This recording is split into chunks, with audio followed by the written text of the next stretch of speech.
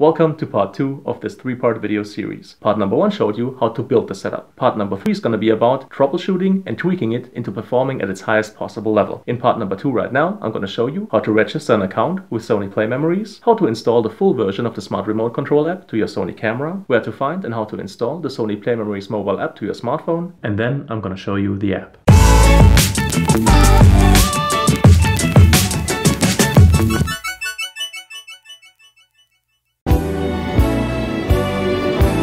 Hit up your favorite browser and type Sony PLAYMEMORIES camera apps.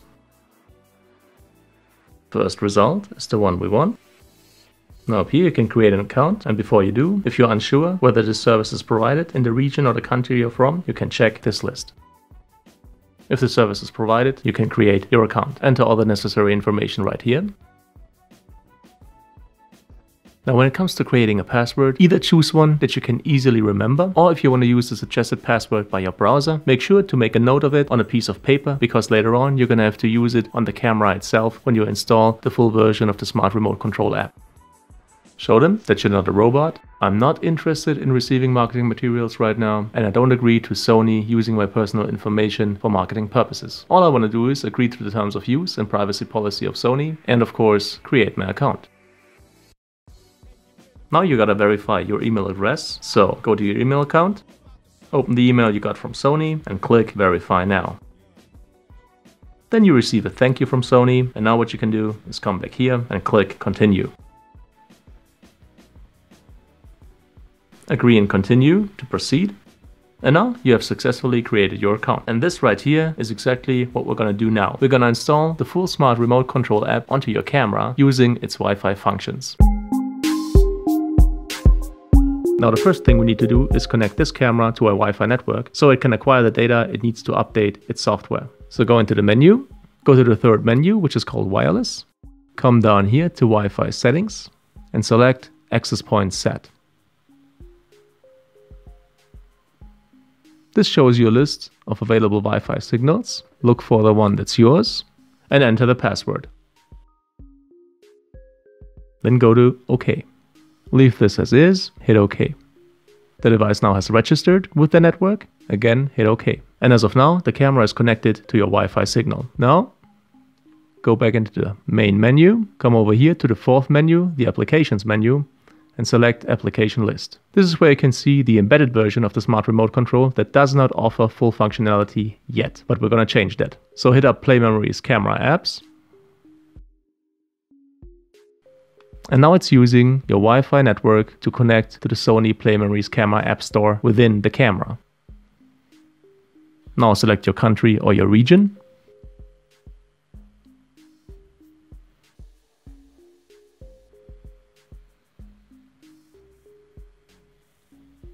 Come over here to All, and what we want is the smart remote control update.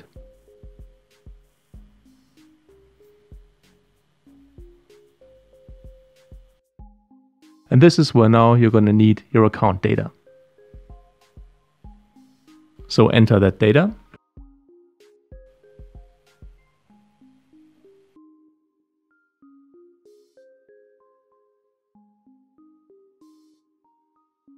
And this is how you download and install the app. Now you can either use the installed application right now, view other applications, or simply exit, which is what we're gonna do. And as you can see, this time it only says Smart Remote Control, meaning that you're now running the full version of this application featuring its full functionality. Now on an Android device, hit up the Play Store. Again, search for Sony PLAYMEMORIES. And this one up here is the one we want. Install. Exit the Play Store, and as with all my other main apps, I like to keep them right there on the home screen. In case of an iPhone, go into the App Store, search for Sony PLAYMEMORIES, and this is the one we want. Now I always like to place my most important apps on my home screen, and I'm done. First thing you need to do, enter the menu, come over to Applications menu, select Application List, move over to Smart Remote Control. And now the camera will output a Wi-Fi signal that the smartphone can connect to. So now navigate to your Wi-Fi settings and look for the Wi-Fi signal with this name right here. You're probably going to see it on the top of the list because usually the camera being so close to the device itself, the signal is the strongest of them all. If you connect for the first time, you have to enter a password. To show the password, hit the trash can button on the camera. Now enter this password over here. Then hit join. Wait until phone and device are connected. Leave the settings and then simply hit up the PLAYMEMORIES mobile app. Agree and proceed. Just tap something.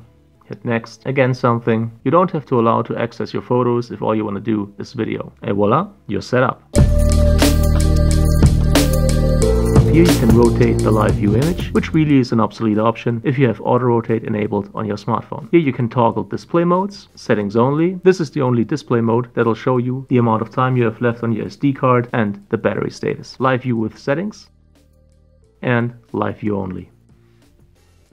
You can switch the exposure modes, going from program auto over aperture priority to shutter priority, and finally full manual mode, which lets you select the values for shutter speed, f-stop, exposure compensation, and ISO. In the menus, you can choose the focus modes, either autofocus continuous or manual focus. The zoom settings, of course, optical zoom only. The live view quality, either standard or image quality priority, doesn't really make much of a difference.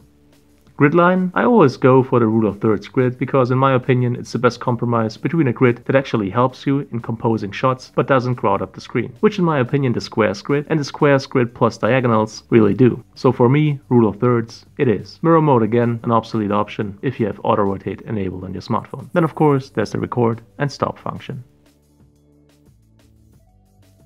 Now it's a very simple app that doesn't offer a lot of features, but it offers exactly the ones that you need to operate this camera when vlogging. So if you liked the video, if you found it helpful, and if you haven't already, feel free to check out parts number 1 and 3 that are linked up here. And please make sure to leave a thumbs up, it's greatly appreciated. Any kind of comment or feedback is welcome, and I'll try to answer as quickly as possible. Also, should you feel like supporting the channel, definitely check out the video description, there might be some product links that are interesting for you. In any case, as always, thank you so much for your time. Thank you for watching and hopefully see you again soon.